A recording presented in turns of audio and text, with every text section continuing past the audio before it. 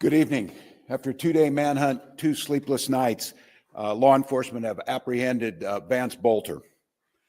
That's 48 hours that law enforcement involved in a complex and dangerous manhunt. Spent Father's Day away from their families to deliver justice for Melissa and Mark Hortman and their children who spent this Father's Day alone. To the law enforcement who stand here and the hundreds who are involved in this, the state of Minnesota owes you a deep debt of gratitude. Thank you. You ran towards the danger and you served the state of Minnesota. This is a great example of coordination and collaboration. Multiple agencies, federal, state, and local, coordinating together in a way to protect the public and close this hunt around. Multiple agencies were there as FBI laid hands on it and Minnesota State Patrol put the handcuffs on. One man's unthinkable actions have altered the state of Minnesota. Melissa Hortman was the core of who our values were. She had a hand in so many things that happened. The building that we stand in, she helped usher through so that we could respond from the State Emergency Operations Center with the professionalism and giving the tools necessary to law enforcement to do their job. To Melissa and Mark's family, I cannot fathom your pain and the grief that you're going through. We'll take solace in the memory and the work that Melissa did, and you can rest assured that we will put every ounce of effort that the state of Minnesota has to make sure that justice is served and the individual responsible for this serves the time for the unspeakable act. State grieves with you. To John and Yvette Hoffman, the latest news is Senator Hoffman came out of his final surgery and is moving towards that, towards recovery. Yvette is healing. And I think when the story comes out, and I'd like to say on behalf of the state of Minnesota, the heroic actions by the Hoffman family and their daughter Hope saved countless lives, and we are grateful. Bureau of Criminal Apprehension will continue to investigate. We will keep you informed. We'll spare no expense and no work to make sure that that happens. A moment in this country where we watch violence erupt. This cannot be the norm. It cannot be the way that we deal with our political differences. Now's the time for us to recommit to the core values of this country. And each and every one of us can do it. Talk to a neighbor rather than arguing. Debate an issue. Shake hands. Find common ground. This is who Melissa Hortman was. In the first negotiating session that I had a chance to work with her, she got all the partners in the room, and she provided each and every one of us a copy of a book called Getting to Yes. And the whole premise was debating with a sense of goodwill, a sense of trying to come to compromises that serve everyone. And because of her, we did that. Because of her, we did that year after year after year. That's the embodiment of how things are supposed to work. It's not about hatred. It's not about mean tweets. It's not about demeaning someone. It's leading with grace and compassion and vision and compromise and decency. That was taken from us in Minnesota with the murder of Speaker Hortman. So for each and every one of us to truly honor, and we will continue to honor that spirit, but we will need to do it in just more than actions in a memorial. Conducting ourselves in the spirit that Melissa Hortman did her work is what the country needs to heal. I will once again say the deep debt of gratitude. These professionals standing behind us and countless others. This was, you'll hear from them, incredibly complex. And to take this suspect in with no life or injuries to civilian population and to bring him in alive so he can serve justice, which he will do in Minnesota, is an incredible thing that we are grateful for. With that, I'm going to turn it over to the professionals, starting with Commissioner of Public Safety for the state of Minnesota, Bob Jacobson.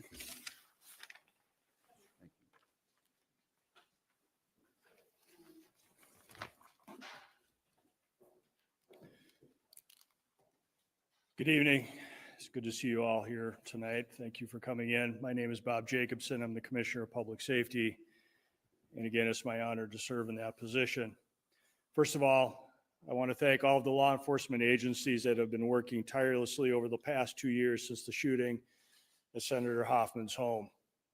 The coordination between state, local, and federal law enforcement partners is the reason we are here tonight, and the suspect is in custody. Boelter exploited the trust our uniforms are meant to represent. That betrayal is deeply disturbing to those of us who wear the badge with honor and responsibility.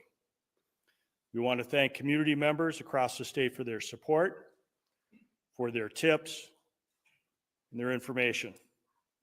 And I want to thank Governor Walz for his continued support through this very difficult time. With that, I will pass this off to Superintendent Drew Evans of the BCA. Thank you. Well, good evening, everyone. My name is Drew Evans. I'm Superintendent of the Minnesota Bureau of Criminal Apprehension. As was noted and was previously described, Vance Boelter was taken into custody in Sibley County. We were with you earlier today when we provided information about the manhunt and the myriad of law enforcement that have come together working in partnership so that this evil cannot be continued. The first step in a case like this is that we take him into custody, and then the work will continue and begin to make sure that we have all the evidence we need to ensure that he is held accountable for his crimes. Please bear with me, but I think it's important because it has been noted by the governor, just to give you some background on the teams that were down there, and I may even be missing some in terms of this because there were law enforcement partners, not just from the Twin Cities, but across the state of Minnesota that came together. From the Brooklyn Park Police Department, the Tri-City SWAT Team, Eagan Police Department, Burnsville Police Department, our South Metro SWAT Team, the FBI, ATF, United States Marshal Service, State Patrol, Washington County Sheriff's Office, Ramsey County Sheriff's Office, the Richfield Police Department, St. Paul Police Department, Bloomington Police Department, Sibley County. We had Riverview Medics, Green Isle Fire Department, and Lifelink in the area, in addition to Prior Lake, Crow River SWAT, and the Hennepin County Sheriff's Office. And again, I may have been missing, and I apologize to my partners for that we do that. I share all of that for you because that's the commitment when this sort of evil is in one of our communities, that law enforcement comes together to put all of their resources together to make sure that that person is taken into custody. That is so that people across the state of Minnesota and legislators that were targeted in these attacks and that may have been listed can breathe a sigh of relief as quickly as possible as we came together in an incredibly complex set of circumstances in that. He was arrested, as you saw earlier this evening, in the area of 35600 block at 200th Street, Green Isle. What happened in that is, as we noted, there was a manhunt going throughout the day in that area that we've discussed previously, and there was information provided that he was seen in the area. When that information was provided to the investigators that were conducting the ground search, they converged on the area with a number of SWAT teams with the assistance of the Air Wing from Minnesota State Patrol. And we'll provide a few more details about the end of coming into custody in a little bit, but he was taken into custody at that time. He is in custody, and a reminder for anybody that was not, when we've previously said that, taken into custody under a state criminal warrant. That information will be made public, if it is not already, detailing the complaint that he is charged in the cases at this time with the murders of Speaker Hortman and her husband, Mark Hortman, also with the shootings in John Hoffman and Yvette Hoffman for those crimes, and will be moving forward. We are also in close contact with our federal partners, both the FBI, United States Attorney's Office, who are examining whether or not additional charges should be brought at the federal level related to this at this time. There's a lot of investigation that continues, and I'm going to turn it over to Chief Bruley to provide some comments on this and the work. I just want to tell, certainly for the communities of Champlin, city of Brooklyn Park, you both have incredibly professional police departments that work day in, day out and tirelessly in this situation to bring justice and work towards that, not only for the families and the loved ones and the community that are impacted, but for the entire state of Minnesota. And our teams are incredibly proud to work alongside them and all the law enforcement partners. And so with that, I will turn it over to Chief Bruley for some comments on this, and the work will continue in partnership with them and others moving forward. Chief. Good evening. I'm Police Chief Mark Bruley, Brooklyn Park Police Department. Just a few comments. One, I'm very proud to tell you that we took the suspect into custody who is responsible for this. That was within 43 hours of the incident. There's no question that this is the largest manhunt in the state's history. Just down at the scene where he was taken into custody, there was 20 different SWAT teams over an extremely large area hunting this individual down to take him into custody. I believe that the state of Minnesota and certainly the city of Brooklyn Park should be extremely proud of the police officers within the city of Brooklyn Park, but the partnerships that we had are unprecedented between the federal agents, the county, the locals, and others around. It is absolutely an incredible task what went on. Essentially, the Brooklyn Park Police Department was turned over into an operations center, and that's all that hundreds of detectives worked on tirelessly for 43 hours. So while this has come to some conclusion where we've made an arrest, there is a ton of work that needs to be done.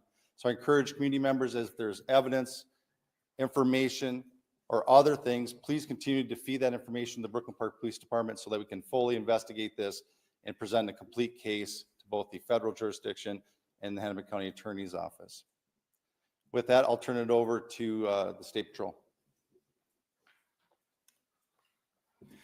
Good evening, everyone. My name is Jeremy Geiger. I'm the Lieutenant Colonel with the Minnesota State Patrol, the Assistant Chief.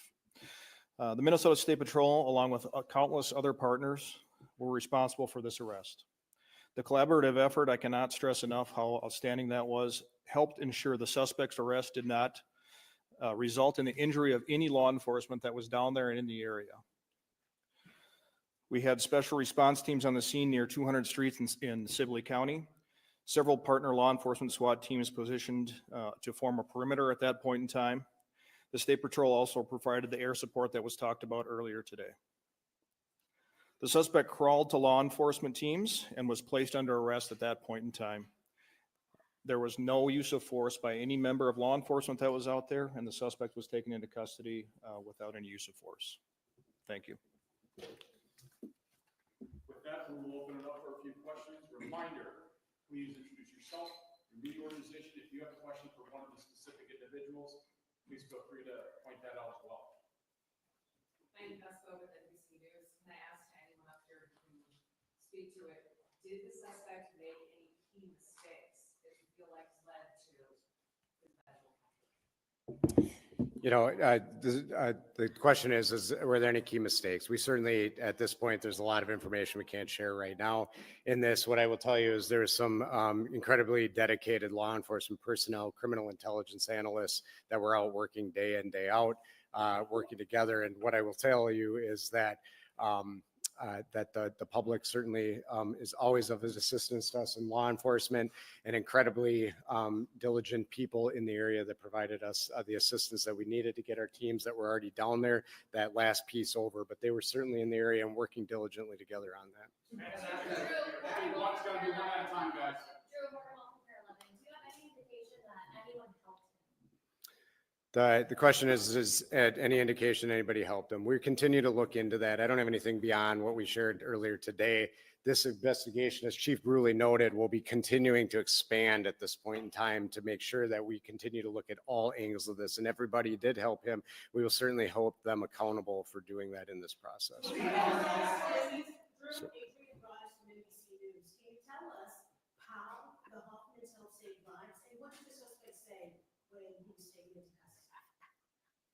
The question was how the Hoffmans helped save lives, and what did he say? I don't have the specific, and then what did he say when he was taken into custody? I don't have the specifics on what he said when he was taken into custody. You know, we're incredibly grateful that the Hoffmans are still here with us at this point in time, and that they will be hopefully on a continued path to recovery, and that they will provide us the information. We've been able to talk to them today, and they will be providing key information to us as part of this investigation moving forward. Sir, can I ask you, from CBS News, did the suspect have a phone with him when he was caught? Was he tracked in any way? At the end, the question was, did he have a phone with him? I don't have the specifics on everything that was with him when he was arrested at this time. I will say he was armed, and that he came when he was taken into custody, but we'll be sifting through all of that information from there. What's that? I can't on the weapons at this time, so. Paul, Just kind of elaborating on sort of Hoffman question, to me, the encounter at the Speaker Hortman's house, what I believe is Hortman Park Police, is a gunfire there. The fact is, you then have to abandon that vehicle with several weapons, which has to be unsealed. Criminal complaint. How significant was that in preventing any further tragedy and ending it with him on the ground in Sibley County? Yeah, the question is, again, expanding on the Hoffmans and providing addition. What I'll tell you, Chief Bruley mentioned this yesterday, and his police officers going to check proactively on Speaker Hortman's home at that time. If that had not had happened, I have every confidence that this would have continued throughout the day. By his officers encountering him at that, it was forced to abandon the vehicle that he had at that time and lead to what we got to today. So by that incident occurring and the law enforcement communication that was occurring, it allowed the proactive approach that was able to get to the point where they were able to now eventually take him into custody today. And just one second, thank you. I just want to clarify, there's a little bit of detail that the Ramsey County Sheriff has provided. I just wanted to see if we can nail it down. So it's the detail that he had provided in the Star Tribune is that for about an hour, Boelter had tried to evade arrest, and that 8 teams crawled in a ditch to try to corral him. I don't know if you have that level of detail, but additionally, because you were able to take him into custody without incident, what did your law enforcement officers say to him to warn out and have him sent to custody? So the question is about the teams and then what was done to get him into custody. So we don't get into operational details for the safety of our law enforcement going forward in terms of what it is. But what I can say is the incredible teamwork that was done and the large number of law enforcement certainly put us in a position where they were able to maneuver into this area to safely put him in a place where, you know, I don't know what was going through his head and I wouldn't speculate, but they have incredibly professional teams that are trained on this and how to take somebody into custody, and they provided the commands and he gave up peacefully. Superintendent Joey Champlin from WCCO and CBS News. First, if you could just speak personally, you and all your colleagues. I imagine this is a relief for a lot of you. Can you talk about what it means to you personally to have this done? Only a few hours ago, you weren't sure if he was in the state, let alone in the country. Yeah, the question is the relief for all of us. I mean, the relief for us in law enforcement is we feel an incredible amount of pressure to bring a person into custody, bring safety to the community. These professionals behind me and their teams, this is what they do. This is what they get paid to do, and they're honored to do the work on behalf of Minnesotans every single day. So the relief is that we can bring that sense of relief to communities across Minnesota, legislators that were on that list, and that's what we want to do. Matt, what point did you get the call and from whom generally that he was in that area in the arena? The question was on the call and when did we get it? It was happening over the time. I don't have the specific timeline, but we were alerted as soon as there was a spotting of the person in the area for all of the command staff here. And as our teams continue to work and as they worked in and homed in. Can you speak a little more about the technology that was used? You said today earlier that we received about 400 tips. Yeah. We know there was surveillance footage that was used for pictures. You just mentioned someone talked about the air team. Was it a fixed wing? Was it a helicopter that was following you? What role did technology? Yeah, the question is what role, and I can't get into all the technology, obviously. Just some of it is that we don't share the information to make sure that we protect it so it's utilized going forward. However, I will say that both UAVs throughout the day are incredibly important to our teams, unmanned aerial vehicles that we use, that there were numerous ones out there providing that. And then our helicopter in this situation provides an incredibly important bird's eye view that also allows us special views to be able to see individuals such as infrared and others that we utilize on a regular basis. So technology in cases like this are incredible tools to be able to supplement the great hard work of all the people that were on the ground every day. Can you be more specific about the setting? Let's go here first. Where's he being held? So right now he is being interviewed at a law enforcement facility. More information on where he will actually be ultimately will be released at a later time. What law enforcement agency or I can't share where he is currently, but that information will be available soon. I'm more specific about the setting in which he was, I know there are things he's taken away, but we see things like trails and fields, they talked about him crawling. What can you tell us about where he was hiding during this? Yeah, so this is, where was he hiding? This is in a rural area. These are fields and different wooded settings around, and that's where he was ultimately captured. Sibley County is, you know, a rural county in the state of Minnesota. And so it's what a lot of that streams, fields, woods, crops. And so where he was ultimately taken into custody was in a field. Did the infrared technology help find him, identify him? I don't, The commissioner had mentioned some of that earlier. I wonder if that's something that helped. Yes, absolutely. It assisted previously, and they were out there, the helicopter was out there before the sun went down. But after that happened, yes, that technology did come into play. How long did you know that he was there? I'll turn that back over to the superintendent here too, but I don't think that that information is available right now.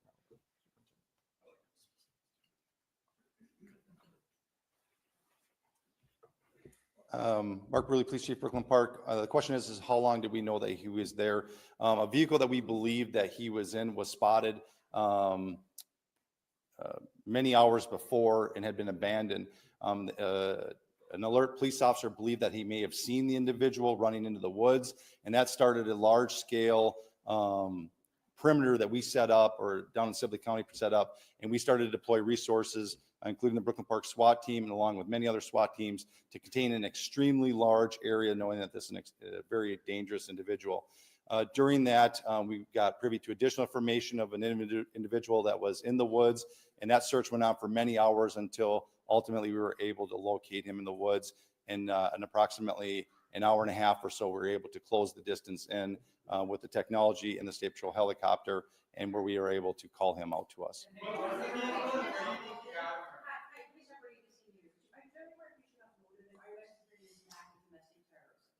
Yeah, it's absolutely way too soon to say that right now. That's where the investigation, we have been just solely focused on the manhunt.